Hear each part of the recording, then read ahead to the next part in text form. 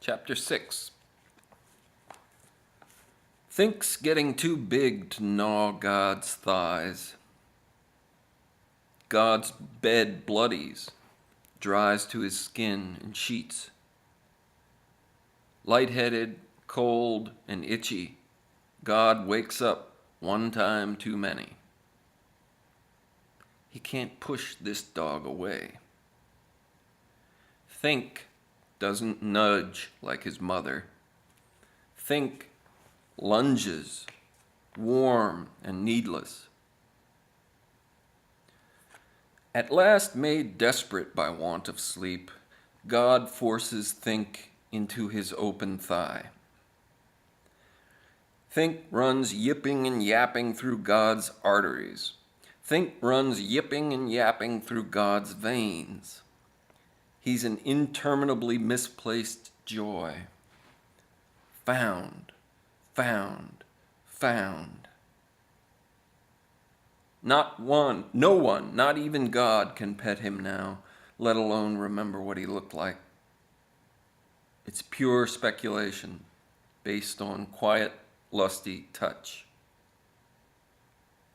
God, though, can feel Think, the doggish way he moves. God hankers for the faint bark within.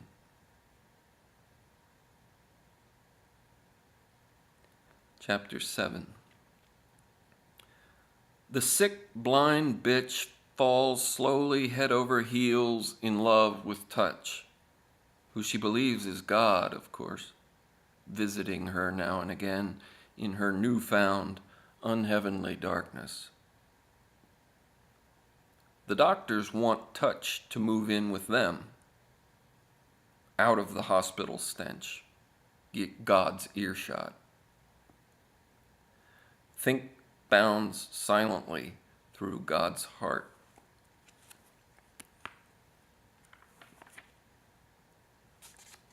Chapter 8. God feels Think bounding through his blood, dog cock, soft, bouncing beneath him, pointing the way. God wants some romance.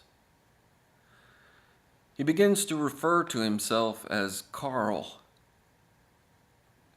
He dreams wild horses with half-hard cocks.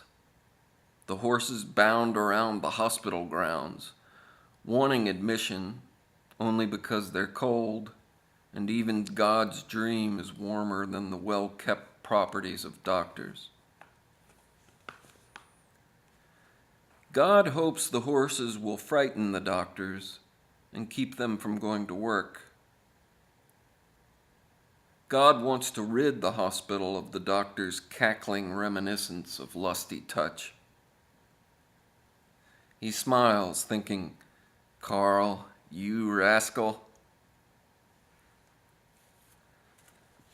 The doctors drug the horses and walk to work beside them. Soon they take them everywhere they go. They slow, and slow. And the horses' sides get to be so warm they cannot be spoken of.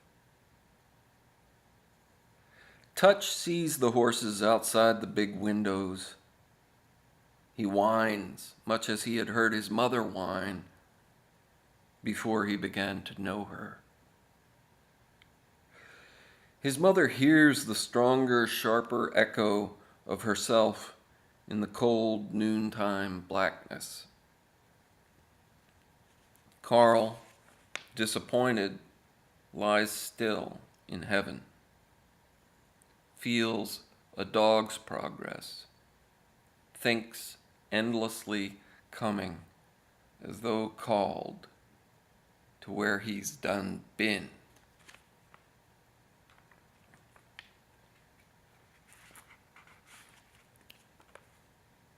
Chapter 9.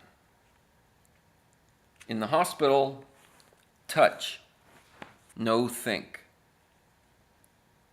The doctors rarely get onto their horses. Those who do lose control of their rounds.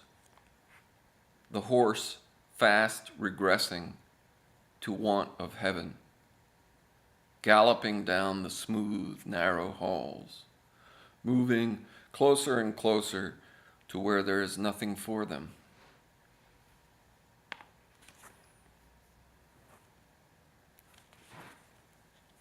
Chapter 10. Carl half wakes, bored by dreams, stares at his legs.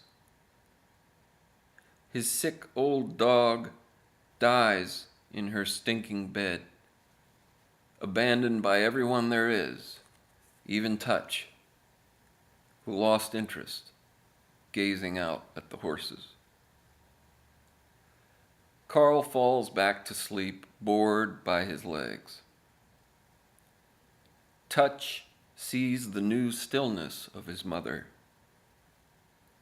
Curious, he fucks her with a newfound passion, listening for a weak growl, a short breath. Nothing. The doctors wait in the lobby, excited and a little disgusted, discussing it. Touch bounds out of the hospital, ready for true love. The doctor's horses rear up, nervous. The doctors talk about improvements for their life support machine. Free now to sew up the dead dog's dry, open mouth.